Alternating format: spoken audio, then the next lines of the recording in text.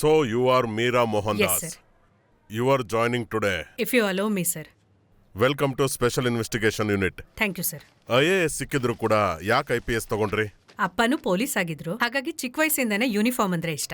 ಗೊತ್ತಲ್ವಾ ಇದೊಂದು specialised unit. Sir, solve ಮಾಡಕ್ಕಾಗದೇ ಇರೋ ಕಷ್ಟವಾದ ಕೇಸ್ಗಳನ್ನೇ ನಾವು ಡೀಲ್ ಮಾಡ್ತಾ ಇರೋದು. ಇಲ್ಲಿ ಜಾಯ್ನ್ ಆಗೋದಕ್ಕೆ ಸಾಧಾರಣವಾಗಿ ಯಾರೂ ಇಷ್ಟಪಡೋದಿಲ್ಲ. ಆದ್ರೆ ನೀವು ಈ ಪೋಸ್ಟ್ನ ತಗೊಂಡಿದ್ದೀರಾ, ಅದಕ್ಕೇನ್ ಕಾರಣ? ನನಗೆ ಇನ್ವೆಸ್ಟಿಗೇಟರ್ ಆಗ್ಬೇಕು ಅನ್ನೋ ಆಸೆ ಇದೆ. ಅದಕ್ಕೆ ನಿಮ್ ಹತ್ರ ಬಂದ್ರೆ ಬೆಸ್ಟ್ ಅನಿಸ್ತು. ಇನ್ವೆಸ್ಟಿಗೇಷನ್ ಅಂತ ಹೇಳಿದ್ರೆ ಸಿನಿಮಾಲ್ ನೋಡೋ ತರ ಒನ್ ಮ್ಯಾನ್ ಶೋ ಅಲ್ಲ. ಅದೊಂದು team work and team is family. ಒಟ್ಟಾಗಿ ಕೆಲಸ ಮಾಡಬೇಕು. Got it sir. ನಿಮ್ಗೆ ಮದುವೆ ಆಗಿದ್ಯಾ? ಇಲ್ಲ. ಗುಡ್. ಇವಾಗ್ಲಿಂದಾನೆ ಕೆಲಸ ಶುರು ಮಾಡೋಣ. Sure sir. ಅದನ್ನ ಇಟ್ಕೊಂಡೆ ನಾವು ಇಂಟ್ರೋಗೇಟ್ ಮಾಡಬೇಕು. ಆದ್ರೆ ಅದಕ್ಕೂ ಮುಂಚೆ ಸರ್, ಇವರು ಮೀರಾ ಮೋಹನ್ ದಾಸ್, ASP. Hello. ಇವತ್ತೇ ಜಾಯ್ನ್ ಆಗಿದ್ದಾರೆ ಫಾರ್ ಟ್ರೈನಿಂಗ್. ಮೀರಾ, ಇವರೇ SP Ramamurthy, chief investigator. Hello. ಇವರು SI Ananda Krishnan, sir. Forensic officer Abhirami. Sir. ಉಳ್ದವರೆಲ್ಲ ಫೀಲ್ಡ್ ಅಲ್ಲಿದ್ದಾರೆ. ಓಕೆ ಸರ್, ಒಂದ್ ನಿಮಿಷ.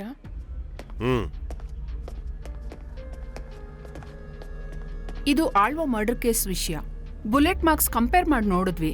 ಇದು ಬಾಡಿಯಿಂದ ಹೊರಗೆ ಬಂದಿರೋ ಬುಲೆಟ್ ರೈಫಲ್ ಮಾರ್ಕ್ಸ್. ಆದ್ರೆ ಇದು ಅಪರಾಧಿ ಗನ್ನಲ್ಲಿ ಇದ್ದಿದ್ದ ರೈಫಲ್ ಮಾರ್ಕ್ಸ್. ಎರಡು ಪರ್ಫೆಕ್ಟ್ ಆಗಿ ಮ್ಯಾಚ್ ಆಗುತ್ತೆ. Good. Arrest him. Yes sir. ಗನ್ನಿನ ಬ್ಯಾರಲ್ ಒಳಗೆ ವಿಶೇಷವಾದ ಗ್ರಿಪ್ ಮಾರ್ಕ್ಸ್ ಇರುತ್ತೆ. ಅದನ್ನ ಪಾಸ್ ಆಗಿ ಬರೋದ್ರಿಂದ ಬುಲೆಟ್ ಅಲ್ಲಿ ರೈಫಲ್ ಮಾರ್ಕ್ ಉಂಟಾಗುತ್ತೆ. ಒಂದೊಂದು ಗನ್ನಲ್ಲೂ ರೈಫಲ್ ಮಾರ್ಕ್ಸ್ ವಿಭಿನ್ನವಾಗಿರುತ್ತೆ, ಮನುಷ್ಯರ ಫಿಂಗರ್ ಪ್ರಿಂಟ್ಸ್ ಹಾಗೆ. ಆದ್ರಿಂದ ಒಂದು ಬುಲೆಟ್ ಸಿಕ್ತು ಅಂದ್ರೆ ಅದು ಯಾವ ಗನ್ನಿಂದ ಫೈರ್ ಆಗಿದೆ ಅಂತ ಕ್ಲಿಯರ್ ಕಟ್ ಆಗಿ ಹೇಳ್ಬಹುದು.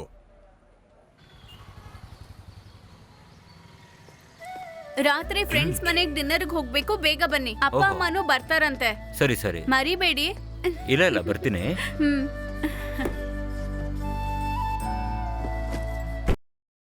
ಮೀರಾ ನನ್ನ ಜೊತೆ ವರ್ಕ್ ಮಾಡೋದು ಅಷ್ಟು ಸುಲಭ ಅಲ್ಲ. ಊಟ ಮಾಡೋದಕ್ಕೂ ಟೈಮ್ ಇರೋದಿಲ್ಲ. ನನಗಿದೆಲ್ಲ ಅಭ್ಯಾಸ ಆಗಿದೆ. ಒಬ್ಬ ಇನ್ವೆಸ್ಟಿಗೇಟರ್ ಅಂತ ಹೇಳಿದ್ರೆ ಬೆಕ್ಕಿನ ಹಾಗೆ ಕ್ಯೂರಿಯಸ್ ಆಗಿರ್ಬೇಕು, ಬೇಟೆ ನಾಯಿ ತರ ಫೆರೋಷಿಯಸ್ ಆಗಿರ್ಬೇಕು, ಕತ್ತಿ ಮೊನೆ ಹಾಗೆ ಶಾರ್ಪ್ ಆಗಿರ್ಬೇಕು. ಹೇಳ್ಬೇಕಂದ್ರೆ ಮಲಗಿದ್ದಾಗ್ಲೂ ಒಂದ್ ಕಣ್ ತೆರೆದೇ ಇರಬೇಕು. ನಿಮ್ಗೆ ದೇವರಲ್ಲಿ ನಂಬಿಕೆ ಇದೆಯಾ? ಇದೆ. ಬೇಡ್ಕೋತೀರಾ? ಹೌದು.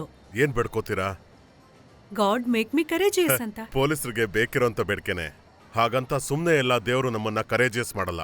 ಅಂದ್ರೆ ಕರೇಜಿಯಸ್ ಆಗೋದಕ್ಕೆ ಅವಕಾಶ ಮಾಡ್ಕೊಡ್ತಾರೆ. ಅದೇ ದೇವರ ರೀತಿ. ನಾವೇ ಆ ಅವಕಾಶನ ಬಳಸ್ಕೊಂಡು ಕರೇಜಿಯಸ್ ಆಗ್ಬೇಕು.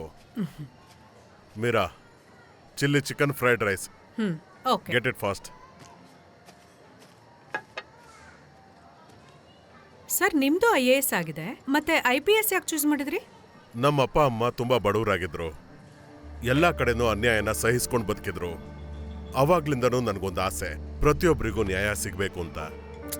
ನಾವು ಮಾತ್ರ ಜಗತ್ತಿನ ಬದಲಾಯಿಸೋದಕ್ಕೆ ಸಾಧ್ಯ ಇಲ್ಲ. ಅದೆಲ್ಲ ಗಟ್ಸ್ ಇಲ್ದೇ ಇರೋಂಥವ್ರು ಹೇಳೋ ಸಮಜಾಯಿಷಿ. ನಾನೊಬ್ಬ ಒಳ್ಳೆಯವನಾದ್ರೆ ಇಡೀ ಜಗತ್ತು ಚೆನ್ನಾಗಿರುತ್ತೆ ಅಂತ ನಂಬ್ಕೊಂಡಿರೋ ನಾನು. ನ್ಯಾಯವಾಗಿ ಬದುಕೋದಕ್ಕೆ ನಾನು ಜಡ್ಜೋ ಅಥವಾ ರಾಜನೋ ಆಗ್ಬೇಕಿಲ್ಲ. ಒಬ್ಬೊಬ್ರು ಮತ್ತೊಬ್ರಿಗೋಸ್ಕರ ಸಣ್ಣದಾಗಿದ್ರು ಸರಿ, ಒಂದು ನ್ಯಾಯ ಕೊಡಿಸಿದ್ರು ಸಾಕು. ಇಲ್ದಿದ್ರೆ ಅದಕ್ಕೆ ಸಹಾಯ ಮಾಡಿದ್ರು ಸಾಕು. We can change the world. ಅದಕ್ಕೆ IPSಗಿಂತ IAS ಒಳ್ಳೇದಲ್ವಾ? No, I think the other way. ಒಬ್ಬ ಮನುಷ್ಯನಿಗೆ ಮುಖ್ಯವಾದ ಅವಶ್ಯಕತೆ ಏನ್ ಗೊತ್ತಾ? ಹಣನೋ ಆಹಾರನೋ ಅಲ್ಲ, ನ್ಯಾಯ. ಯಾವುದೇ ಒಂದು ಅಪರಾಧದ ಆರಂಭನೋ ಒಂದು ಅನ್ಯಾಯದಿಂದ ಶುರುವಾಗುತ್ತೆ. ನ್ಯಾಯ ಸಿಗದೆ ಹೋದ ಒಬ್ಬನ ಹೋರಾಟನೇ ಅದು. ಅದೇ ಒಂದೊಂದು ಅಪರಾಧನೋ. ಈಗ ಒಬ್ಬ ಮನುಷ್ಯನ ಕೊಲೆ ಮಾಡಿರೋ ಕೇಸ್ ಕೂಡ ಆಗಬಹುದು. ಕೊಲೆ ಆಗಿರೋನು ಯಾರಿಗೆ ಅನ್ಯಾಯ ಮಾಡಿದಾನೆ ಅಂತ ಗೊತ್ತಾದ್ರೆ ಸಾಕು, ಅಪರಾಧಿ ಸಿಕ್ಕಾಕೋತಾನೆ. ಪರವಾಗಿಲ್ವೇ, ಚೆನ್ನಾಗಿ ಅಡ್ಗೆ ಮಾಡೋದ್ ಕಲ್ತಿದ್ಯಾ? ಅವ್ರಿಗೆ ಚಾಕ್ಲೇಟ್ ಪುಡ್ಡಿಂಗ್ ಅಂದ್ರೆ ತುಂಬಾ ಇಷ್ಟ. ಆಗಾಗ ಮಾಡ್ಕೊಡ್ತಿರ್ತೀನಿ. ಅಮ್ಮ, ನೀವು ಮೂಸ್ ಕೇಕ್ ಮಾಡ್ತೀರಲ್ಲ, ಅದನ್ನ ನನಗೆ ಹೇಳ್ಕೊಡ್ತೀರಾ? ಮುಂದಿನ ಸಲ ಹೇಳ್ಕೊಡ್ತೀನಿ. ಈಗ ಹೊರಡ್ತೀವಿ. ಇದು ಚೆನ್ನಾಗಿದೆಯಲ್ಲ. ಮಾಮ, ಇದೆಲ್ಲ ನನ್ ಜಾಗನೇ. ಇಂಜಿನಿಯರಿಂಗ್ ಅಲ್ಲೂ ತುಂಬಾ ಇಂಟ್ರೆಸ್ಟ್ ಇರೋ ಹಾಗಿದೆ. ಇಲ್ಲ, ಅದು ಒಳ್ಳೇದೇ. ನಮ್ಮ ಬಿಸ್ನೆಸ್ ನೀನ್ ತಗೊಂಡು ನಡೆಸುವಾಗ ಇದು ತುಂಬಾ ಉಪಯೋಗಕ್ಕೆ ಬರುತ್ತೆ. ಬನ್ನಿ ಹೊರಡೋಣ. ಅತ್ತೆ ಕರೀತಿದ್ದಾರೆ, ನಾನು ಹೊರಡ್ತೀನಿ. ಡಾಕ್ಟರ್ ಹಾಸ್ಪಿಟಲ್ ಬಿಸಿ ಆದ್ರೆ ನಾವು ಹೊರಗೆ ಹೋಗಿ ಬರೋಣ. ಅವ್ರಿಗಾದ್ರೆ ಕೆಲಸ ಆಗಲ್ಲ. ನೀನ್ ನಮಗ್ ಡೈರೆಕ್ಟ್ ಆಗಿ ಕಾಲ್ ಮಾಡಿ ಹೇಳಿ. ನೋಡಪ್ಪ ಅಳಿಮಯ್ಯ, ನಾನು ನಿನ್ನ ಮಗನ್ ತರ ನೋಡ್ತಾ ಇದ್ದೀನಿ. ಎಲ್ಲದಕ್ಕೂ ನಾನು ನಿನ್ ಪರವಾಗಿದ್ದೀನಿ. ನಿನಗೆ ಏನೇ ಬೇಕಿದ್ರು ನನ್ನನ್ನು ಕೇಳು. ನೀವೇನು ಕೇಳದೆ ಇದ್ರೆ ನಮಗ್ ಬೇಜಾರಾಗತ್ತೆ. ಬರ್ತೀವಿ. ಸರಿ. ಮತ್ತೆ ಸಂಡೇ ಇಬ್ರು ಡಿನ್ನರ್ಗೆ ಬಂದ್ಬಿಡಿ. ಗಲ್ಫ್ ಇಂದ ಜಾಯ್ ಮಾಮ ಮತ್ತು ಮಕ್ಕಳು ಬರ್ತಾ ಇದ್ದಾರೆ. ಓಕೆ, ಖಂಡಿತ ಬರ್ತೀವಿ. ಬಾಯ್. ಬಾಯ್. ಸರ್, ಇವಾಗ ನಾವು ಎಲ್ಲಿಗೆ ಹೋಗ್ತಿದೀವಿ? ಕಳೆದ ವಾರ ರಿಪೋರ್ಟ್ ಆಗಿರೋ ಒಂದು ಕೇಸ್ ಇದೆಯಲ್ವಾ, ಅದರಲ್ಲಿ ಒಳ್ಳೆ ಡೆವಲಪ್ಮೆಂಟ್ ಇದೆ. ಅಪರಾಧಿ ಯಾರು ಅಂತ ಅವತ್ತೇ ಆ ಹುಡುಗಿ ಹೇಳಿದ್ಲು, ಆದ್ರೆ ಇವತ್ತು ಅದನ್ನ ಬದಲಾಯಿಸಿ ಹೇಳ್ತಿದ್ದಾಳೆ. ರೇಪ್ ಅನ್ನೋದು ನಡೆದೇ ಇಲ್ಲ ಅಂತ ಹೇಳ್ತಿದ್ದಾಳೆ. ಯಾಕೆ ಹಾಗೆ ಹೇಳ್ತಿರೋದು? ಡಾಕ್ಟರ್ ಅರುಣ್ ಅವರ ಟ್ರೀಟ್ಮೆಂಟ್ ಅಲ್ಲೇ ಇದ್ಲು. ಕೇಸ್ ಬಿಡೋದಕ್ಕೆ ಅಪರಾಧಿ ರಿಲೇಟಿವ್ಸ್ ಡಾಕ್ಟರ್ನ ಅಪ್ರೋಚ್ ಮಾಡಿದ್ದಾರೆ. ಡಾಕ್ಟರ್ ಮಾತಾಡಿ ಆ ಹುಡುಗಿಗೆ ದೊಡ್ಡ ಮಟ್ಟದಲ್ಲಿ ಕಾಂಪನ್ಸೇಷನ್ ಕೊಡಿಸಿದಾರಂತೆ. ಆದ್ರಿಂದ ಇವಾಗ ಆ ಹುಡುಗಿ ಕಂಪ್ಲೇಂಟ್ ಕೊಡದೇ ಇದ್ರೆ ಈ ಕೇಸ್ನ ಮುಂದುವರ್ಸೋದಕ್ಕಾಗೋದಿಲ್ಲ. ನಾವು ನಮ್ ಸ್ಟೈಲಲ್ಲಿ ಅಪ್ರೋಚ್ ಮಾಡಿ ನೋಡೋಣವಾ? ಅದು ಬೇಡ. ಜಾನ್ ಸ್ಯಾಮ್ಯುಯಲ್ ಅವರ ಸನ್ನಿನ್ ಲಾನೇ ಈ ಡಾಕ್ಟರ್. ಅದಷ್ಟೇ ಅಲ್ಲದೆ ಹಲವು ಕೇಸ್ಗಳಲ್ಲಿ ಪೊಲೀಸರಿಗೆ ಸಹಾಯ ಮಾಡಿದ್ದಾರೆ. ಆ ರೆಸ್ಪೆಕ್ಟ್ ಇದ್ರೆ ಸಾಕು. ನೀವು ನಿಜವಾಗ್ಲೂ ಒಳ್ಳೆ ಡಾಕ್ಟ್ರೇ, ಆದ್ರೆ ರೂಲ್ಸ್ ಮೀರಿದ್ದು ಸರಿಯಲ್ಲ. ಸರ್, ಅಪರಾಧಿನ ಶಿಕ್ಷೆ ಕೊಡೋದಷ್ಟೇ ನಿಮ್ಮ ಲಕ್ಷ್ಯ. ಆದ್ರೆ ನನ್ನ ಲಕ್ಷ್ಯ ತೊಂದರೆಲಿರೋರ್ಗೆ ನ್ಯಾಯ ಕೊಡ್ಸೋದಷ್ಟೇ. ನ್ಯಾಯ ಕೊಡ್ಸೋದಕ್ಕೆ ತಾನೇ ನಾವು ಅಪರಾಧಿಗೆ ಶಿಕ್ಷೆ ಕೊಡ್ಸೋದು. ಸರ್, ಅದ್ರ ಅವಶ್ಯಕತೆ ಇದೆ, ನಾನು ಇಲ್ಲ ಅಂತ ಹೇಳ್ತಿಲ್ಲ. ಆದ್ರೆ ಅದರಿಂದ ಮಾತ್ರ ಅವಳಿಗೆ ನ್ಯಾಯ ಸಿಗುತ್ತೆ ಅಂತ ಏನಿದೆ? ಅವಳಿಗೆ ಕಳ್ಕೊಂಡಿರೋದೆಲ್ಲ ವಾಪಸ್ ಸಿಗುತ್ತಾ? ಅವಳಿಗೆ ಬೇಕಾಗಿರೋದು ಸಾಮಾಜಿಕ ನ್ಯಾಯ. ಈ ಸಮಾಜದಲ್ಲಿ ಬದುಕೋದಿಕ್ಕೆ ಒಂದು ಒಳ್ಳೆ ಅವಕಾಶ, ಅದನ್ನೇ ಅವಳಿಗೆ ಬೇಕಾಗಿರೋದು. ಆದ್ರೆ ನ್ಯಾಯವಾಗಿ ಅವಳಿಗೆ ಸಿಗಕ್ಕೆ ಸಾಧ್ಯನಾ? ಸರ್, ಆಫ್ ದ ರೆಕಾರ್ಡ್, ಆ ಹುಡುಗಿ ಶ್ರೀಮಂತೆ. ಅವ್ರು 2 ತಲೆಮಾರಷ್ಟು ಸಂತೋಷವಾಗಿ ಬದುಕೋ ಹಾಗೆ ನಾವು ಹಣ ಕೊಟ್ಟಿದ್ದೀವಿ. ಸರ್, ನಿಮ್ಮಂಥ ಒಬ್ರು ಆಫೀಸರ್ ಅದರಲ್ಲಿರೋ ನ್ಯಾಯನ ಅರ್ಥ ಮಾಡ್ಕೋಬೇಕು. ಆ ಹುಡುಗಿ ಹತ್ರ ನಾನೊಂದ್ಸಲ ಮಾತಾಡ್ಲಾ? ಸಾರಿ ಮ್ಯಾಮ್, ಆಕೆ ಕಂಡೀಷನ್ ಇನ್ನೂ ಸರಿ ಹೋಗಿಲ್ಲ. ಇವಾಗೆಲ್ಲ ಪ್ರಶ್ನೆ ಕೇಳೋ ಹಾಗಿಲ್ಲ. Please come. ಪೇಷಂಟ್ಸ್ನ ರೈಟ್ಸ್ನ ಕಾಪಾಡೋದು ನನ್ನ ಅಧಿಕಾರ. ಮೆಡಿಕಲ್ ಎಥಿಕ್ಸಲ್ಲಿ ನಾನು ಆಟ ಆಡೋದಿಲ್ಲ. ಅದು ಸರಿ, ತುಂಬ ಚೆನ್ನಾಗಿ ಗೊತ್ತಿದೆ. ಹಾಗಾದ್ರೆ ಈ ಕೇಸ್ನ ಮುಂದಿನ ಹಂತಕ್ಕೆ ತಗೊಂಡೋಗೋದು ಹೇಗೆ? ಅಪರಾಧಿ ಯಾರಂತ ಗೊತ್ತಲ್ವಾ? ನಿಮ್ಮ ಸ್ಟೇಷನ್ಲೇ 5 ಕೇಸ್ ಅವ್ರ ಮೇಲಿದೆ. ಆ ಕೇಸ್ನ ಯೂಸ್ ಮಾಡಿ ನೀವ್ಯಾಕೆ ಅರೆಸ್ಟ್ ಮಾಡಬಾರ್ದು? ಬೇಕಾಗಿರೋ ರೀತಿಯಲ್ಲಿ ವಿಚಾರಣೆ ಮಾಡಿದ್ರೆ ಅವನ್ನೆಲ್ಲ ಬಾಯ್ ಬಿಡ್ತಾನಲ್ಲ. ಮುಂಚಿನ ಹಾಗಿಲ್ಲ ಡಾಕ್ಟರ್. ಹ್ಯೂಮನ್ ರೈಟ್ಸ್ ಅವರು ಸಂದರ್ಭಕ್ಕೆ ಕಾಯ್ತಾ ಇದ್ದಾರೆ. ರೋಗಿಗಳಿಗೆ ರೈಟ್ಸ್ ಇರೋ ಹಾಗೆ ಅಪರಾಧಿಗಳಿಗೂ ಇದೆಯಲ್ವಾ? ಒಬ್ಬನ ಕೊಲೆಗಾರ ಅಂತ ಕರಿಬೇಕು ಅಂದ್ರೆ ಅವನೇ ಆ ಕೊಲೆ ಮಾಡಿದಾನೆ ಅಂತ ನಿರೂಪಿಸ್ಲೇಬೇಕು. ಹಾಗೆ ಮಾಡಕ್ಕಾಗ್ಲಿಲ್ಲ ಅಂದ್ರೆ ನಿಜವಾದ ಅಪರಾಧಿ ನಮ್ಮ ಎದುರಿಗೆ ಬಂದು ನಿಂತರೂ ಕೂಡ ನಮ್ಮಿಂದ ಏನೂ ಮಾಡೋಕ್ಕಾಗಲ್ಲ. ಅದೇ ಕಾನೂನು. ಕರೆಕ್ಟೇ ಸರ್. ಯಾವುದೇ ಕೊಲೆ ಮಾಡಿದವನಿಗೆ ಹ್ಯೂಮನ್ ರೈಟ್ಸ್ ಸಪೋರ್ಟ್ ಇರುತ್ತೆ. ಆದರೆ ಅದು ಕೊಲೆ ಆದವನ ಹ್ಯೂಮನ್ ರೈಟ್ಸ್ಗಿಂತ ಜಾಸ್ತಿ ಆಗಬಾರ್ದು. ಈ ಪರಿಸ್ಥಿತಿ ಯಾವುದೇ ಹಂತಕ್ಕೆ ಹೋದ್ರೂ ಸರಿ, ಕೊಲೆ ಆದಂಥ ವ್ಯಕ್ತಿ ಮುಠಾಳ ಅಂತಾಗ್ಲಿ, ಕೊಲೆ ಮಾಡಿದಂಥ ವ್ಯಕ್ತಿ ಬುದ್ಧಿವಂತ ಅಂತ ಆಗಬಾರ್ದು.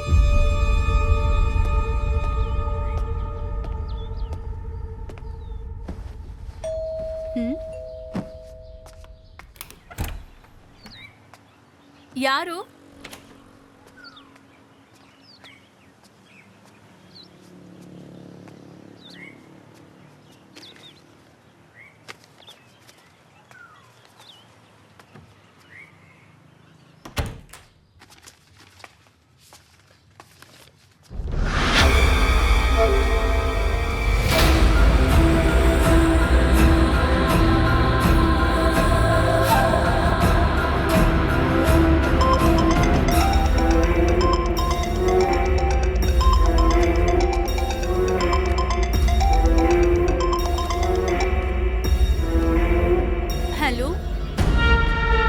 ಹಲೋ ಮೇಡಮ್, ಫೋಟೋ ಹೇಗಿದೆ? ಫೋಟೋ ಎಷ್ಟು ಚೆನ್ನಾಗಿರ್ಬೇಕಂದ್ರೆ ವಿಡಿಯೋ ಹೇಗಿರ್ಬೇಕು? ವಿಡಿಯೋ ನನ್ನ ಹತ್ರ ಇದೆ. ಇವೆರಡೂ ನಿಮ್ಮ ಹಸ್ಬೆಂಡ್ ನೋಡಿದ್ರೆ ಹೇಗಿರುತ್ತೆ? ಬೇಕಿದ್ರೆ ಇಂಟರ್ನೆಟ್ ಅಲ್ಲೂ ಕೂಡ ಪಬ್ಲಿಷ್ ಮಾಡ್ತೀನಿ. ನೀವ್ ಯಾರು? ನಾನೊಬ್ಬ ಸಾಧಾರಣ ಮನುಷ್ಯನೇ. ನನ್ನ ಹೆಸರು ಷಣ್ಮುಗ. ನಿಮ್ ಹಸ್ಬೆಂಡ್ ಗೊತ್ತಾಗಬಾರ್ದು ಅಂದ್ರೆ ನನ್ಗೊಂದು 50 ಲಕ್ಷ ಕೊಡ್ಬೇಕು. 50 ಲಕ್ಷನಾ? ಜಾನ್ ಸ್ಯಾಮ್ಯುಯಲ್ ಮಗಳಿಗೆ 50 ಲಕ್ಷ ರೂಪಾಯಿ ಒಂದು ಪಾಕೆಟ್ ಮನಿ ಅಂತ ನನಗೆ ಚೆನ್ನಾಗಿ ಗೊತ್ತು. ನಿಮ್ಗೆ ಅಳಿಸ್ಬೇಕು ಅಂತ ನನ್ಗೆ ಯಾವ ಆಸೆನೂ ಇಲ್ಲ. ನನಗೆ ಹಣದ ಅವಶ್ಯಕತೆ ಇದೆ. ನಾಳೆ ನಾನು ಇಷ್ಟೊತ್ತಿಗೆ ಫೋನ್ ಮಾಡ್ತೀನಿ. ಹಣ ನೆಲ್ ತರಬೇಕು ಅಂತ ನಾನು ಹೇಳ್ತೀನಿ. ಮತ್ತೆ ಓವರ್ ಸ್ಮಾರ್ಟ್ನೇ ತೋರಿಸಿದ್ರೆ ಏನಾಗುತ್ತೆ ಅಂತ ಗೊತ್ತು ತಾನೆ? ಪೊಲೀಸ್ ಹತ್ರ ಹೇಳಿ ನನ್ನ ನಂಬರ್ ಟ್ರೇಸ್ ಮಾಡಕ್ಕಂತ ಹೇಳ್ಬೇಡಿ. ಅವಶ್ಯಕತೆ ಇದ್ದಾಗ ನಾನೇ ಫೋನ್ ಮಾಡ್ತೀನಿ ನಿಮಗೆ.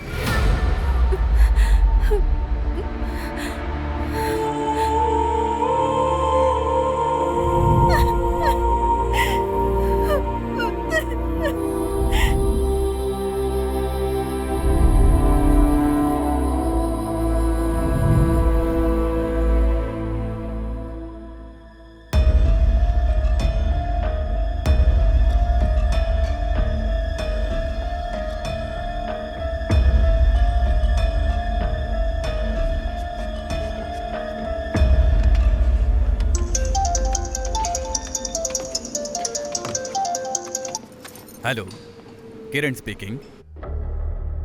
ನಾನು ಶ್ರುತಿ. ಶ್ರುತಿನಾ? What a surprise. ನೀನು ನನ್ನ ಮರ್ತ್ಬಿಟ್ಟಿದ್ಯಾ ಅಂತ ಅನ್ಕೊಂಡಿದ್ದೆ. ನೀನು ನನ್ನ ಮೇಲೆ ಅಷ್ಟೊಂದು ಸಿಟ್ಟು ಮಾಡ್ಕೊಂಡಿದ್ಯಲ್ಲ. ಆದರೂ ಕಾಲ್ ಮಾಡಿದ್ದಕ್ಕೆ ಥ್ಯಾಂಕ್ಸ್. ನೀನ್ ಎಲ್ಲ ರೀತಿಯಲ್ಲೂ ಮೋಸ ಮಾಡ್ತಿದ್ದೆ ಅಲ್ವಾ? ಇಲ್ಲ ಇಲ್ಲ, ನಾನು ನಿನ್ ಮೇಲೆ ತುಂಬಾ ಆಸೆ ಇಟ್ಕೊಂಡಿದ್ದಲ್ಲ, ಅದಕ್ಕೆ ಆ ಥರ ಆಯ್ತು. ಆದ್ರೆ ನೀನ್ ಅದನ್ನ ಬೇರೆ ತರ ನೋಡ್ತಾ ಇದೀಯ ಅಂತ ಕಾಣುತ್ತೆ. ಇದನ್ನೇ ಬೇರೆ ಹುಡುಗಿರ್ಗೂ ಹೇಳಿರ್ತೀಯ ಅಲ್ವಾ? ನೀನ್ ಎಷ್ಟು ಬೇಕಾದ್ರೂ ಮಾತಾಡು, ನಾನು ಕೇಳಿಸ್ಕೊಳ್ಳೋದಕ್ಕೆ ರೆಡಿ ಇದ್ದೀನಿ. ಈಗ ನಿಂಗೆ 50 ಲಕ್ಷ ಬೇಕು ಅಲ್ವಾ? 50 ಲಕ್ಷನಾ? ನನಗೆ ಅರ್ಥ ಆಗ್ತಿಲ್ಲ. ನಾಟಕ ಆಡ್ಬೇಡ. ನಿಮ್ ಮನೇಲಿ ನಡೆದಿದ್ದನ್ನೆಲ್ಲ ನೀನ್ ರೆಕಾರ್ಡ್ ಮಾಡ್ದೆ ಯಾರು ಮಾಡಿರ್ತಾರೆ? ಸ್ವಲ್ಪ ವಿವರವಾಗಿ ಹೇಳ್ತೀಯಾ? ನನ್ಗೇನು ಗೊತ್ತಾಗ್ತಾನೆ ಇಲ್ಲ. ಅವತ್ತು ನಡೆದಿದ್ದೆಲ್ಲ ಷಣ್ಮುಗನ್ ಕೈಲಿ ಹೇಗ್ ಸಿಕ್ತು? ಷಣ್ಮುಗನ? ಆ ಥರ ಯಾರು ನನಗೆ ಗೊತ್ತಿಲ್ವಲ್ಲ. ನೀನ್ ಏನಾಯ್ತು ಅಂತ ಹೇಳು. ಅವನ ಹತ್ರ ನನ್ ಫೋಟೋಸು ವಿಡಿಯೋಸು ಇದೆ. ಈಗ 50 ಲಕ್ಷ ಕೊಡದೇ ಇದ್ರೆ ನನ್ ಗಂಡಂಗ್ ಹೇಳ್ತಾನಂತೆ, ನೆಟ್ಟಲ್ ಹಾಕ್ತಾನೆ. ಸತ್ಯವಾಗ್ಲೂ ಇದ್ರ ಬಗ್ಗೆ ನನಗೇನು ಗೊತ್ತಿಲ್ಲ. ಅವ್ನು ಹೇಗ್ ರೆಕಾರ್ಡ್ ಮಾಡ್ದ ಅಂತಾನೂ ಗೊತ್ತಿಲ್ಲ. ನನಗ್ ತಲೆ ತಿರುಗ್ತಿದೆ. ಪ್ಯಾನಿಕ್ ಆಗ್ಬೇಡ. ಇದಕ್ಕೇನ್ ಮಾಡ್ಬೇಕು ಅಂತ ಯೋಚಿಸ್ಬಿಟ್ ಮಾಡೋಣ. ಪೊಲೀಸ್ಗೆ ಇನ್ಫಾರ್ಮ್ ಮಾಡನ್ವಾ? ಇಲ್ಲ ಬೇಡ, ಪೊಲೀಸರ್ಗೆ ಹೇಳ್ಬಾರ್ದು ಅಂತ ಹೇಳಿದಾನೆ. ಹಾಗಿದ್ರೆ ನಿನ್ ಹಸ್ಬೆಂಡ್ ಹತ್ರ ಎಲ್ಲ ವಿಚಾರನ ಹೇಳ್ಬಿಡು. ಒಂದ್ಸಲ ಎಲ್ಲ ಹೇಳೋದಕ್ ನೋಡ್ದೆ, ಆದ್ರೆ ಅವರು ಬೇಡ ಅಂತಂದ್ರು. ಎಲ್ಲಾನು ಮರ್ತು ಹೊಸ ಜೀವನ ಶುರು ಮಾಡಿದೀವಿ. ಇನ್ನೇನು ಹೇಳೋಕ್ಕಾಗಲ್ಲ. ಈಗೆಲ್ಲ ಮುಗ್ದೋಯ್ತು. ಸರಿನೇ, ಎಷ್ಟೇ ಪ್ರೀತಿ ಇರೋ ಗಂಡ ಆದ್ರೂ ಇಂಥ ವಿಡಿಯೋನೆಲ್ಲ ನೋಡಿದ್ರೆ ಹೆಂಡತಿ ಮೇಲಿರೋ ಪ್ರೀತಿ ಕಡಿಮೆ ಆಗುತ್ತೆ. ಯಾವುದೇ ಕಾರಣಕ್ಕೂ ನಿನ್ನ ಸಂಸಾರ ಹಾಳಾಗ್ಬಾರ್ದು. ಅದಕ್ಕೆ ಯಾವ ಹೆಲ್ಪ್ ಮಾಡೋದಕ್ಕೂ ನಾನು ಸಿದ್ಧವಾಗಿದ್ದೀನಿ.